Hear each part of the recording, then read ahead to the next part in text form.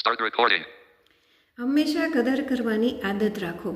જો તમે કોઈની કદર કરશો ને તો ઈશ્વર તમારા પર પ્રસન્ન થશે. હંમેશા કોઈનું દુઃખ ખેંચવાનો પ્રયત્ન કરો. જો તમે કોઈકનું દુઃખ માથે લીધું હશે ને તો ઈશ્વર તમારી દરેક સમસ્યા એને માથે લેશે અને તમને લાઈક કરશે. ઇન્સ્ટાગ્રામ કે ફેસબુક પર, ટ્વિટર પર તમને કેટલી લાઈક મળી એ મહત્ત્વનું નથી, પરંતુ ઈશ્વરની એક લાઈક તમારું જીવન અને તમારો જન્મારો સુધારી દે છે.